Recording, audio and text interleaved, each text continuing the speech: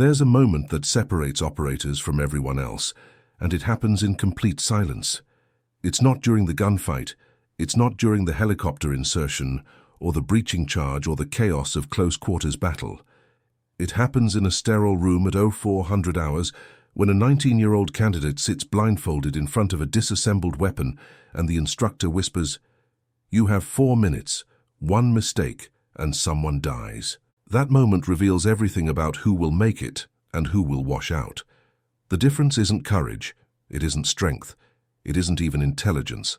The difference is something civilians systematically ignore until reality breaks them. Special Forces selection courses across the world maintain attrition rates between 64 and 90%, not because the candidates are weak, but because they arrive believing the wrong things about excellence. Navy SEAL BUDS graduates only 10% of candidates. Special Forces assessment and selection averages 36%. SAS selection hovers near 15%. These aren't numbers designed to be cruel. They're the natural consequence of a single unforgiving principle. In high-stakes environments, there is no such thing as mostly excellent. You either built the skill correctly or you die and take your team with you. And here's what the data shows. The people who fail aren't usually the ones lacking talent. They're the ones who had too much of it too early. They're the arrogant soldiers who learned that natural ability could carry them until the day it couldn't. This is a protocol used by the most elite military units on the planet to forge excellence in any human being willing to pay the price. And if you think this doesn't apply to you because you're not in the military, you've already failed the first test. Before we go further, this video will give you the exact 3 protocols that separate elite operators from everyone else, and I need you to do something. Subscribe to this channel, hit the like button, and answer this in the comments. What's the one skill you've been relying on talent to carry instead of building it correctly? Be honest. That honesty is the first micro-action that starts the transformation. Now, let's talk about the soldier who thought he was too good to fail. His name doesn't matter. Call him Reed, 22 years old. Came into Special Forces assessment and selection after breezing through Ranger School in the top 5% of his class. Physical fitness scores in the 98th percentile. Land navigation intuitive to the point where instructors called it supernatural. Marksmanship so clean he could put 15 rounds through a 2-inch group at 50 meters without conscious thought. Reed was the kind of soldier other candidates watched with a mix of admiration and resentment. He moved through obstacle courses like water. He absorbed tactical concepts on the first explanation, while others needed 3. When the pre-selection briefings warned that most candidates would fail, Reed didn't just think he'd pass. He thought the statistics didn't apply to him, and why wouldn't he? Every challenge he'd ever faced validated that belief. High school athletics, college academics, basic training, infantry school, ranger qualification. All of it came easily. But SFAS is not designed to test what you can do. It's designed to test what you do when you can't rely on what came easily. The first 4 days were almost boring for Reed. Ruck marches, obstacle courses, team exercises, he smoked them. While other candidates cramped and vomited and questioned their life decisions, Reed felt like he was just getting warmed up. The cadre noticed him, made notes, said nothing. Then came day 5. The weapons handling evaluation. Candidates sat at individual stations with an M4 carbine fully disassembled. The task was simple. Reassemble the weapon blindfolded, perform a function check, and disassemble it again. Reed had done this 100 times. He could assemble an M4 drunk, exhausted, in the dark. He put the blindfold on with a smirk. 4 minutes later, he pulled the blindfold off and looked down at his weapon. Complete. Function check, clean. Disassembly, flawless. He stood up, confident. The cadre instructor walked over, picked up the weapon, examined it for 3 seconds and said, "Failed." Reed's brain stuttered. "What?" The instructor pointed to the bolt carrier group. "Gas key, 2 staking points. You missed one by 0.8 millimeters. In a desert environment with fine sand infiltration, this weapon experiences catastrophic failure within 200 rounds. You just died. More importantly, your team just went into a firefight with 1 gun down because you thought close enough was good enough. Get out." Reed didn't wash out that day. They gave him another chance. But the failure planted something in his mind that talent couldn't remove. A splinter of doubt, and doubt in selection is blood in the water. What Reed encountered was Protocol 1, the discipline of millimeters. This is the first filter every elite unit uses to separate talented amateurs from actual operators. The principle is simple and unforgiving. In high-consequence environments, there is no margin for pretty good. A 1 millimeter error in a breaching charge placement means the door doesn't blow. A 2-degree miscalculation in sniper windage means center mass becomes a miss. A half-second delay in recognizing a threat silhouette means friendly fire. These aren't theoretical. They're drawn from after-action reports written in blood. So elite units don't train people to be good at skills. They train people to be correct at skills. And that requires a level of attention to detail that most humans find psychologically unbearable. At Naval Special Warfare, SEAL candidates are required to perform what's called hydrographic reconnaissance, where they measure beach gradients to within 6 inches over hundreds of meters while freezing in ocean surf. The task isn't difficult. It's meticulous. Candidates fail not because they can't do it, but because after 18 hours of no sleep and constant cold, their brains stop caring about 6 inches. At SAS selection, candidates navigate across the Brecon beacons in Wales through fog and rough terrain to hit checkpoints within 200-meter windows. Miss by 201 meters and you're out. Not because you failed tactically, because you failed to maintain precision when it hurt to do so. This is where Reed broke. After the gas key failure, Cadre put him on remedial weapons drill, 300 repetitions, blindfolded disassembly and reassembly, not timed, not graded. Just repetition with inspection after every single iteration. Reed did 50 reps and thought he had it down. The instructor made him do 100 more. Reed's hands were blistered. His mind was numb. And then the instructor said, "You're not doing this to memorize the sequence. You're doing this until your hands recognize a 0.8 millimeter deviation by feel alone." That's the science. Research into deliberate practice shows that expertise is not built through repetition of what you're already good at. It's built through isolated repetition of the components, where precision breaks down under stress. A study on surgical skill acquisition found that after 500 repetitions of a specific suturing technique, with immediate feedback on millimeter-level errors, practitioners achieved 87% accuracy under high-stress simulation compared to 32% for those who simply practiced the whole procedure. The difference is attention to the margin of error. Operators are not more talented. They're more disciplined about the parts that don't feel important until someone dies. Reed ran that drill 300 times. By repetition 200, he could feel when the gas key staking was off by touch. By repetition 250, he stopped thinking about it and started trusting his hands. And that's when the real learning happened, because the discipline of millimeters isn't about the weapon. It's about rewiring your brain to reject close enough as a standard in anything that matters. Reed survived the weapons drill, but 6 days later, he hit Protocol 2, Tactical Gambaru. The term comes from Japanese philosophy filtered through military endurance culture. Gambaru means to persist with tenacity. Tactical Gambaru is what happens when persistence is the only tool left and your mind is trying to convince you it's not enough. This is where selection courses kill the most candidates, not with a single hard event, but with compounding suffering that removes every psychological crutch until all that remains is the decision to continue. For Reed, it started on day 11. The cadre woke candidates at 0200 hours and told them to ruck 15 kilometers with 25-kilogram packs, hit a grid coordinate, and wait for further instruction. Reed finished in 2 hours. The further instruction was another 15-kilometer ruck to a new grid, then another, then another. No explanation, no encouragement, just new coordinates. By the 4th iteration, Reed's feet were shredded, his shoulders were raw, and his mind started doing the math. If they kept this going for another 12 hours, he'd have rucked 90 kilometers with no sleep. That was beyond his training threshold. He started negotiating with himself. Maybe if I just slow down, they'll see I'm compromised and pull me out. Maybe this is the test, knowing when to quit. That voice is the enemy, and every operator has heard it. Navy SEALs call it Hell Week for a reason.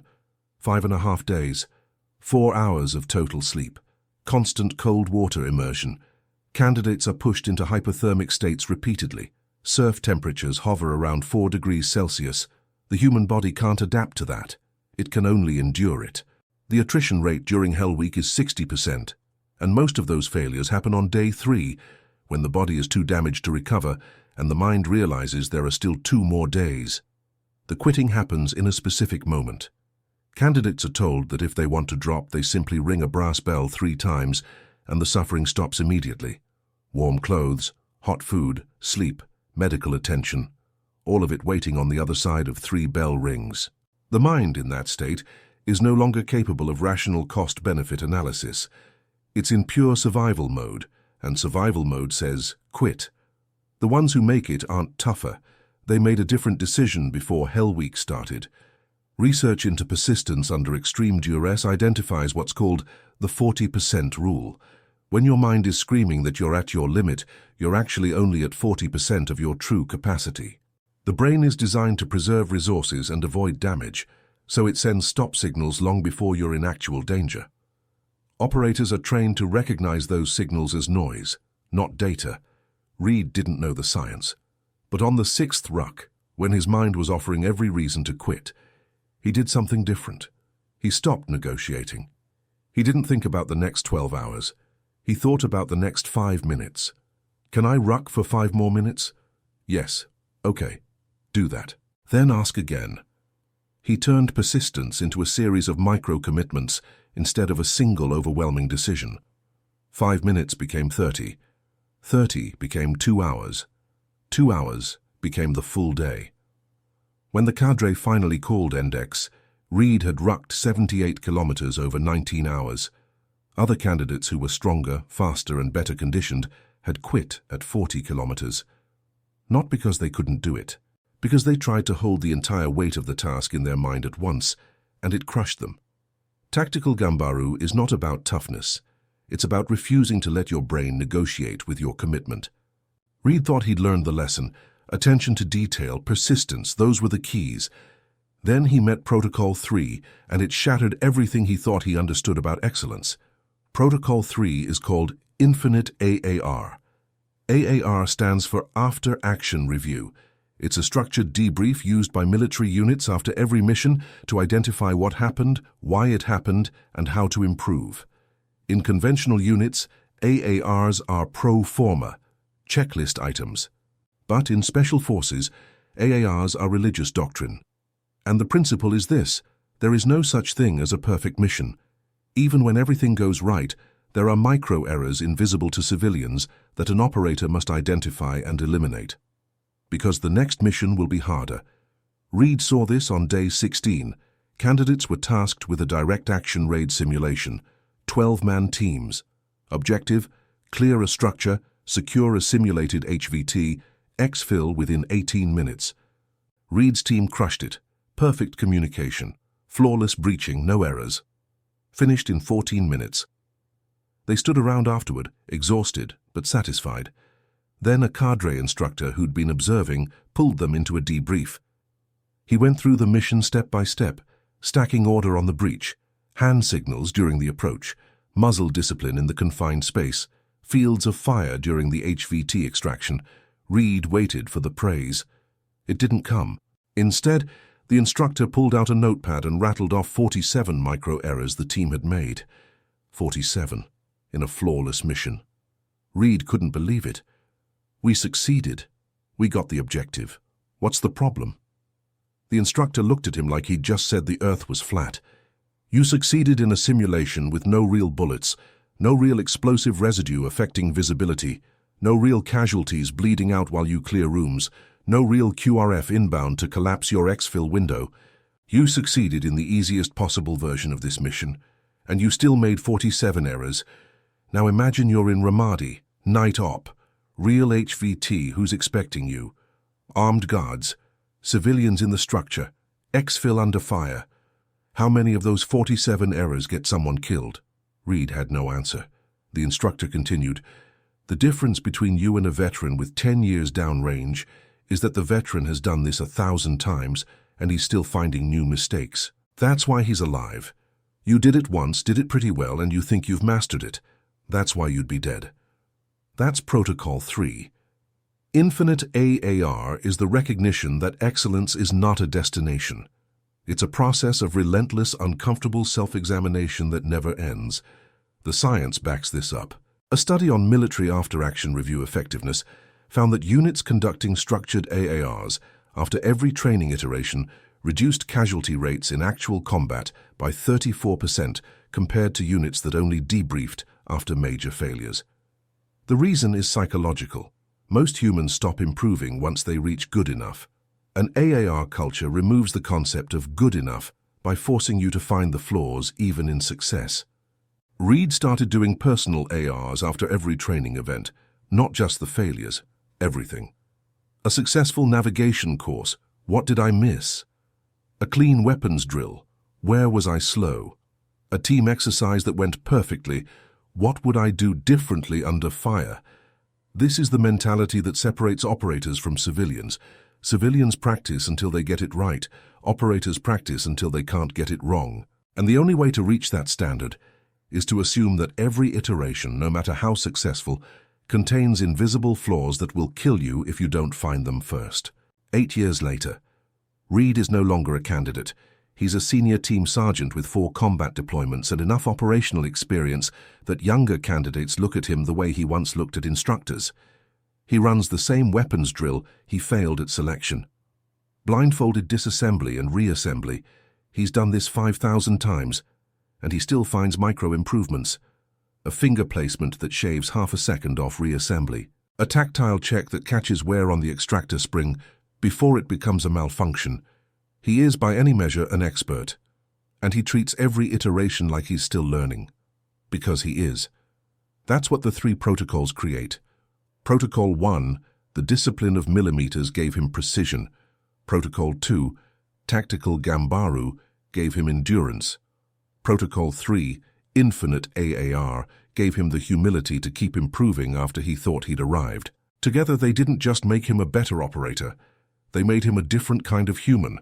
Now let's talk about what these 3 protocols actually build and why they transfer to every domain of human performance. Protocol 1 is not about weapons. It's about training your brain to see the invisible margin between good and catastrophic. Snipers call this DOPE discipline. DOPE refers to the data on previous engagements: wind speed, temperature, humidity, barometric pressure, target distance. A sniper's logbook contains hundreds of shots with environmental data recorded to absurd precision. Why? Because a 2-mile shot requires accounting for the Coriolis effect, the rotation of the Earth. Miss that by 1 degree and your round lands 40 feet off target.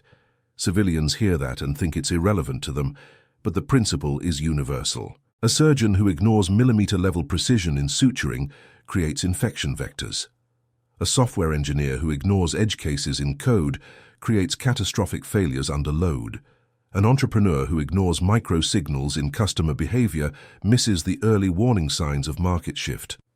The discipline of millimeters is the practiced ability to care about details that don't seem to matter until they destroy you. Protocol 2 is not about rucking. It's about building what psychologists call persistence under ambiguity. Most people quit not when the task is hard, but when they don't know how much longer the hard part will last.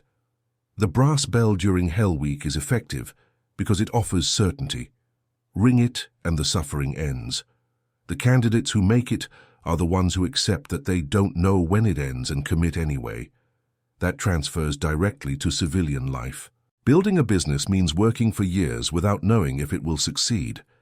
Mastering a skill means practicing long past the point where progress is visible. Recovering from trauma means enduring psychological pain without a clear timeline for healing. Tactical Gambaru is the practiced ability to continue when your brain is offering you every rational reason to stop.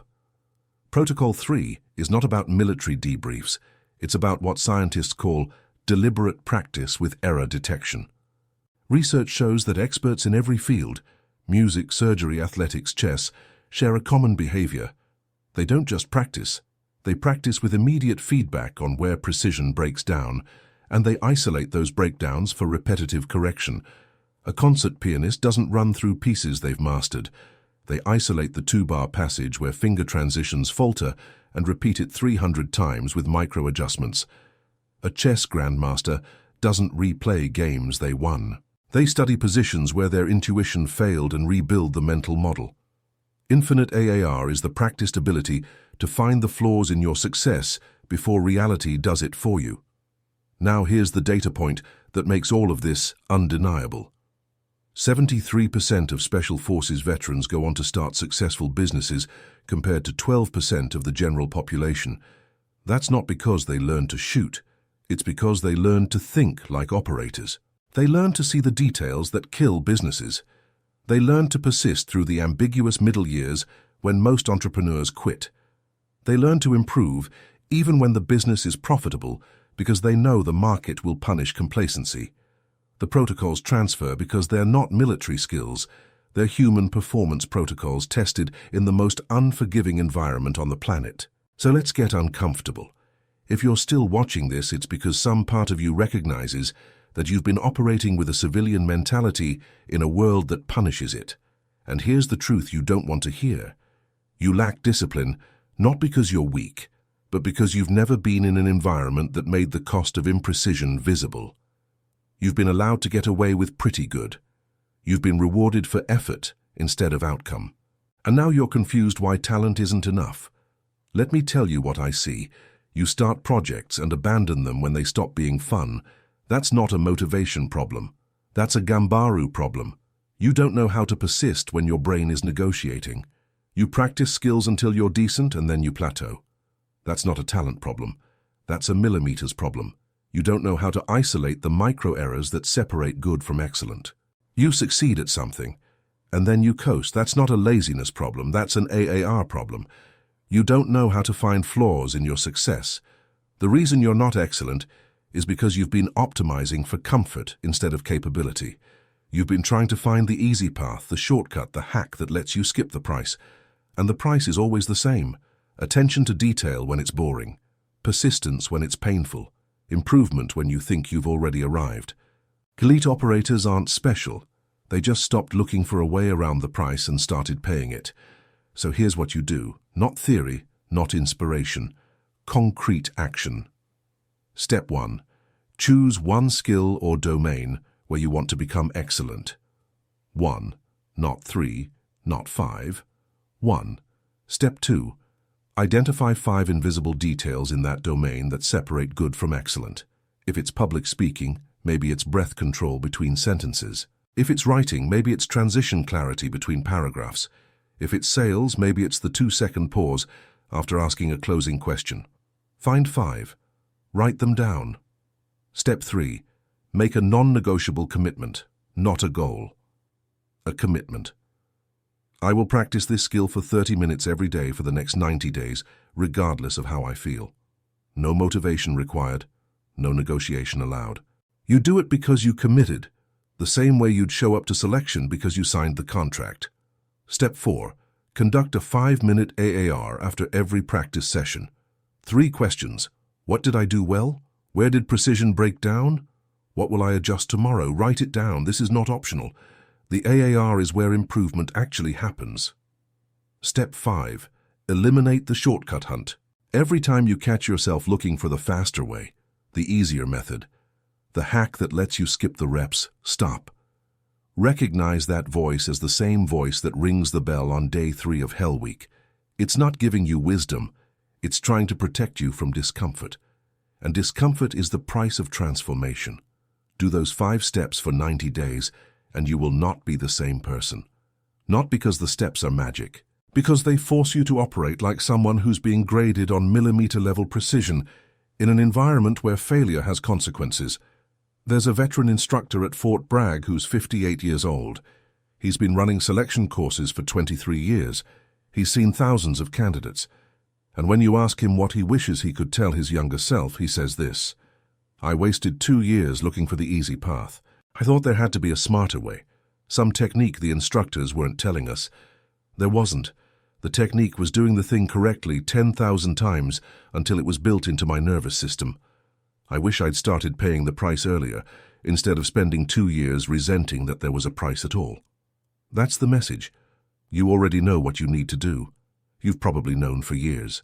The only question is whether you're going to keep looking for a shortcut, or whether you're going to accept that excellence is built through unglamorous, repetitive, micro-level precision that no one will ever see except you. The protocols don't care about your feelings. They don't care if you're tired or bored or frustrated. They care about whether you did the thing correctly.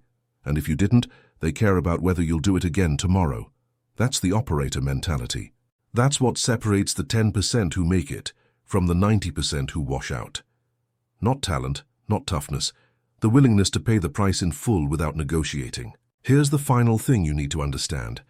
The 3 protocols, discipline of millimeters, tactical Gambaru, infinite AAR, they don't just build skills, they build character.